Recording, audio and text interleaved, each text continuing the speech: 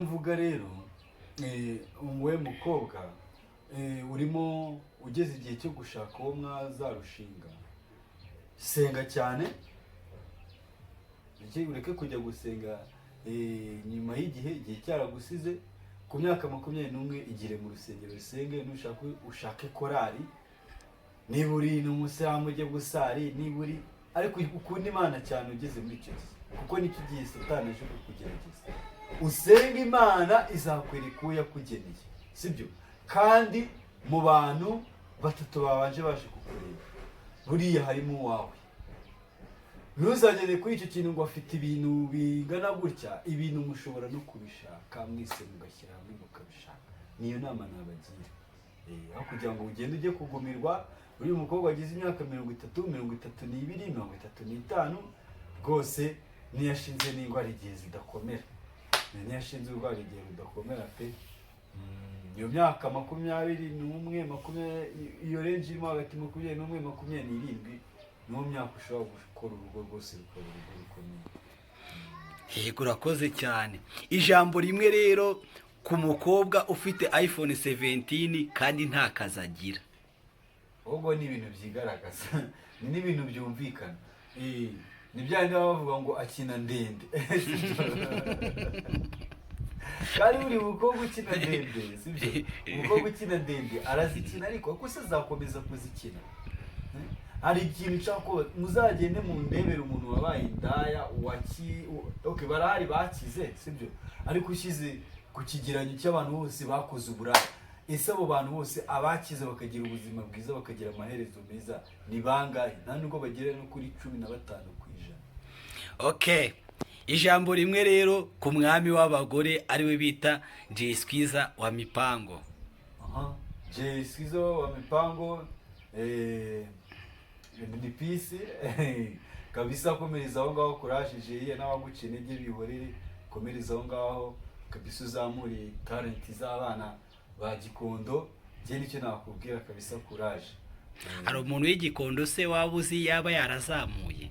Uwe duherewe ku giti cye, umwana w'Igikondo uzamura tara akazamuka akagenda agera hejuru, ni byiza cyane. Niko naye numvisha uvuga ngo abantu b'Igikondo yazamuye, nibo nashaka kumenya amazina, ariko ubwo niba ntabo ubwo ntabo. Ewe ngiye mvuze ngo ahishishemo abana b'Igikondo azamura tara, abana b'Igikondo agaragaza tara zabo zizamuka. Ijambo rimwe kuri ya mpano. Ya mpano ni ukwihangana, nyine nihangane. Baravuga ngo urwishigisha yararusoma, sibyo? Ariko haracyari andi mahirwe yuko ashobora kwigarurira abakunzi be, nashaka ibindi bintu akora bituma yongera avugwaho ibindi byiza bitandukanye n'ibyo yakozwe. Ijambo rimwe ku mukozi w'Imana Vestine. Vestine we aracyari mutoya, nakomeza korera Imana, aracyari mutoya rwose.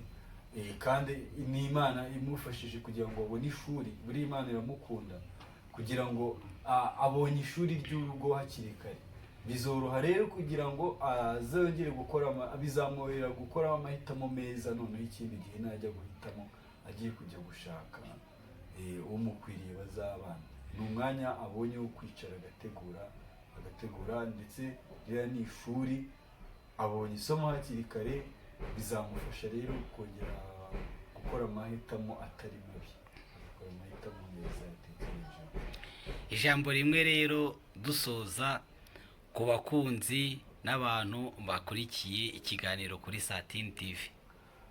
Ikintu cyiza ni uko ino TV mwayikurikira, ko ifite intego nziza, ifite gahunda yo kwigisha. Ntabwo ari ibintu byo kunegurana gusa, ni ukwigisha, tukinegura, tukigishanya, tugahugurana. Mukore sub, mukande kuri sub, kandi mukomeze mukurikirane ibiganiro bitabacika, ibiganiro byiza bibubaka, binogeye amaso, kandi byiza bifite message nziza. Mukomeze mukore na like, mukora comment. Teacher, wakoze cyane, wakoze kwitabira. Wakoze cyane.